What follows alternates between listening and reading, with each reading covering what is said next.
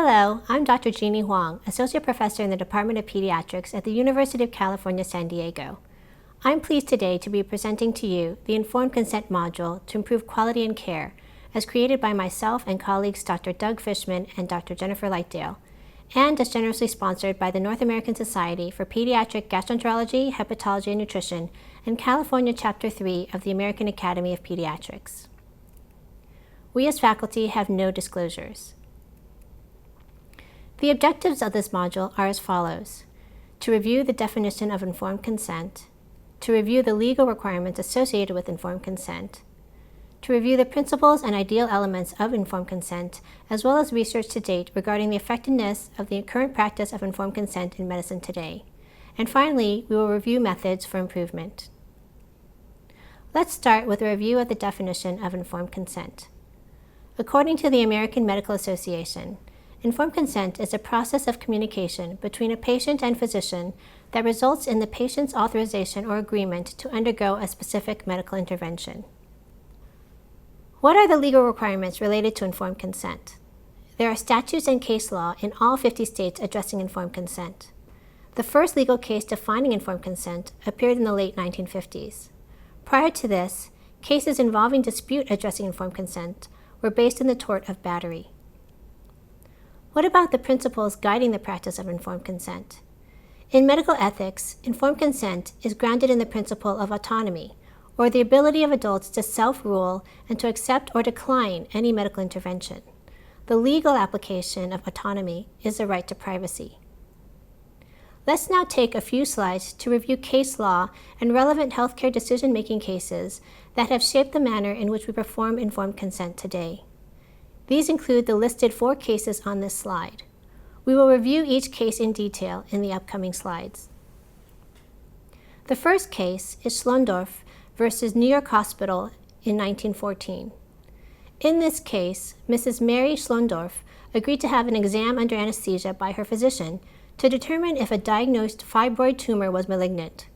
She specifically stated in their discussion that she was not consenting to removal of the tumor. While she was anesthetized, the surgeon went ahead anyway and removed the tumor without her consent. The court ruled that the surgeon was guilty of committing assault. According to Justice Cardozo, who presided over the case, every human being of adult years and sound mind has a right to determine what shall be done with his or her own body, and a surgeon who performs an operation without his patient's consent commits an assault for which he is liable in damages. In the next case, Salgo versus Stanford University in 1957, we find the first use of the term informed consent. In this case, a 55-year-old male, Mr. Salgo, with arteriosclerosis, was advised to undergo a diagnostic aortography under anesthesia. He underwent the procedure and unfortunately had the complication of lower limb paralysis. Mr. Salgo subsequently sued the physician, claiming that he was not informed about the risk or potential complication of paralysis. The court ruled in favor of Mr. Salgo, stating that sufficient disclosure of possible risks and complications was necessary for the patient to make an autonomous decision.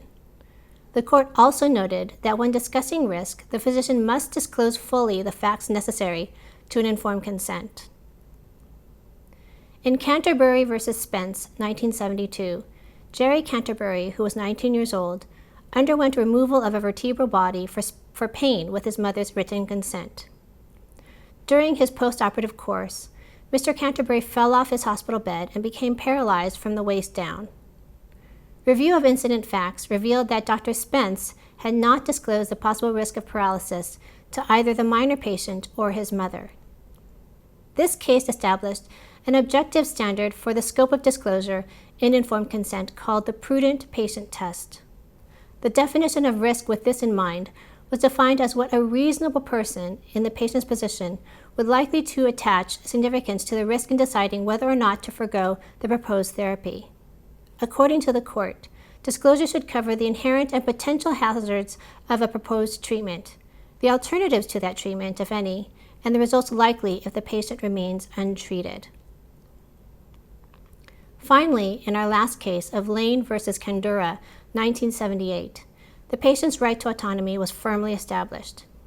In this case, Mrs. Candura, a 77-year-old woman, initially consented to the amputation of her gangrenous leg, but then changed her mind. Her daughter, Grace Lane, filed a court petition to become her legal guardian so she could sign the informed consent form for her mother and have her mother's leg removed against her mother's wishes. The court held that Mrs. Candura was not incompetent and that she had the capacity to make her own healthcare decisions, even if such decisions were irrational to others.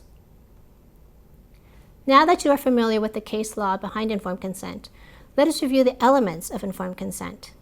The elements of informed consent include disclosure, understanding, voluntariness, competence, and the act of consent itself. We will now take a few minutes to review each of these elements in the upcoming slides. Disclosure of information to patients is a necessary component of consent. There are 3 standards by which disclosure can be measured. These include professional practice standard, hypothetical reasonable person standard, and subjective standard. The professional practice standard emphasizes the patient's best medical interest. The hypothetical reasonable person standard takes into consideration the patient's need for information versus the physician's opinion of the patient's needs. Finally, the subjective standard states that disclosure of relevant information should be tailored to the person based on individual needs. Of note, the latter 2 standards, as you can see, can be relative and poorly defined. In regard to the next element of understanding, physicians need to provide an atmosphere that enables understanding and encourages patients to ask questions and to clarify ambiguities.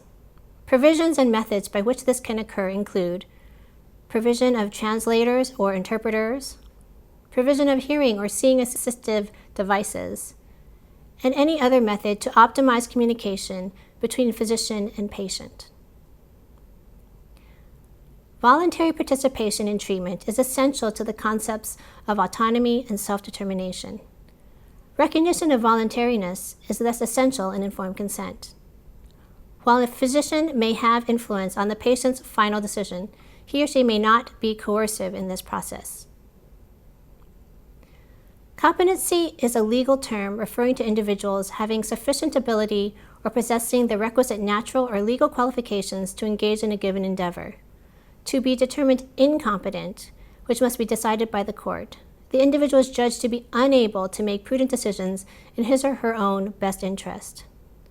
Note that the standard of proof for a person to be determined incompetent is quite high, as evidence must be clear and convincing, which is between the legal standard of high level of proof for criminal convictions, that is, beyond a reasonable doubt, and the lowest standard of preponderance of the evidence. Judgments can be task-specific in regard to competence hearings. This is to ensure that individuals retain as much autonomy as is legally possible. Technically, there's a distinction between decisional capacity, which can fluctuate, and competence, which is durable. Decisional capacity means that the individual has the values and goals, the ability to communicate and to understand information, and the ability to reason, such as would be required to make their own healthcare decisions. For those who meet criteria of lack of competence, defined as durably unable to make decisions in his or her own best interests, making healthcare decisions for those who lack competence is done by the legal standards of best interest or promoting what is good for the patient, substituted judgment based on proxy's knowledge of what patient's wishes would have been, or reasonable judgment. Finally, we will review the last element of informed consent, that is the actual provision of consent by the patient to undergo a given procedure or medical treatment. Legally, this need only be documented in the medical record. There is no actual requirement for signature by a given individual, nor is there a timing of consent requirement, that is a time limit between provision of consent and performance of the procedure. However, as physicians, we are often governed by other agencies besides the court. One such entity is the Centers for Medicare and Medicaid Services. The Centers for Medicare and Medicaid Services, or the CMMS, is the U.S. federal agency which administers Medicare, Medicaid, and the state children's health insurance program. According to CMMS, requirement for informed consent includes name of the procedure or treatment, name of the practitioner performing the procedure, a statement that procedure risks, benefits, and alternatives were explained to the patient, listing of the risks, statements that other physicians, including trainees, may perform some of the surgical tasks, and signatures of the patient or legal representative and witness, and the date and time accompanying such signatures. So what is the research to date evaluating performance of informed consent in the clinical setting? Upon PubMed review, there are overall few studies in the literature, but the literature base is growing. In general, these studies suggest that there is not adequate sharing of information between patients and providers, and there is also suboptimal patient understanding of shared information as required for informed consent. As an example, a telephone survey of a convenience sample of 98 adult patients scheduled for a screening colonoscopy was performed by Schwartz et al. To assess procedural benefits, risks, and alternatives. Although over 90% of patients were able to describe the purpose of the screening colonoscopy, less than half could name one risk, and less than a quarter could name one approved alternative test. So how are we to improve on this? There are a number of patient decision and informational aids that have been described in the literature for informed consent, both in the research and clinical settings. These include aids such as visual props and written information handouts, which should be created to be sensitive to issues related to suboptimal health literacy, the teach-back method, which we'll review in future slides, and lastly, there are aids and prompts to improve documentation. Let us review the evidence for each of these aids and methods. In a study among 640 parents of children, parents were randomized to receive information and consent documents containing different combination of 5 communication strategies. Consent documents with high processability, meaning larger font, more white space, and highlighting using bulleting, bolding, and underlining, were written at an 8th grade level as compared to a 12th grade reading level, and included graphics, resulted in greater understanding. In another study, 121 consecutive trauma patients were randomized to receive structural verbal information with or without supplementary written information at the time of surgical consent. Recall of risks discussed was significantly greater in those receiving written information, with 90% of patients preferring both written and verbal information versus verbal information alone. A recent review evaluated studies that used decisional aids for comprehension among patients with marginal or low health literacy in the setting of informed consent. Studies that utilize the teach-back or teach-to-goal method among marginal or low literacy subjects achieved the highest level of comprehension.